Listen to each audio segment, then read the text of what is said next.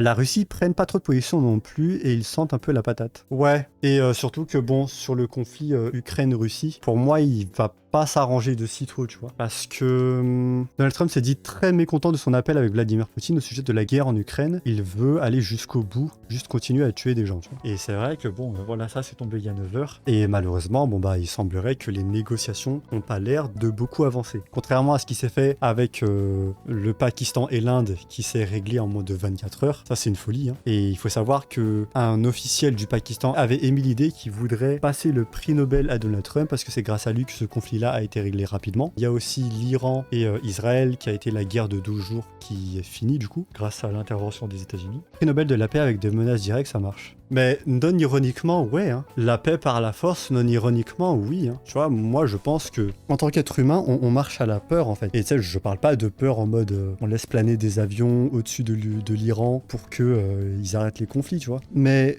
forcé d'admettre que, tu sais, l'intervention des États-Unis qui ont fait voler les avions B-2 en Iran, et bah forcé d'admettre que ça a marché, tu vois. Il y avait beaucoup de gens qui justement n'étaient pas d'accord avec ça, et bah en fait finalement ça a marché. Ils ont fait voler les avions B-2 américains en Iran pour bombarder les sites nucléaires qu'il y avait en Iran, les 3 sites nucléaires qu'il y avait en Iran, et forcé d'admettre que ça a marché, tu vois. Là le conflit il est fini. Et en plus de ça, si je dis pas de bêtises, hein, il me semble que l'Iran, en fait ce coût économique que les États-Unis ont infligé à l'Iran, ça peut servir aussi à autre chose. Mis à part la menace nucléaire qui planait avec l'Iran, il y a également le fait que bah, en fait, ça les a affaiblis économiquement et que l'Iran, si je dis pas de bêtises, c'est le principal investisseur des organisations terroristes comme le Hamas, les Houthis et une troisième, je crois que c'est le Hezbollah. Et donc d'avoir infligé, on va dire, une défaite économique ou plutôt de les avoir sabotés économiquement, ça pourrait en tout cas signer une accélération de la fin des conflits en Israël-Palestine avec justement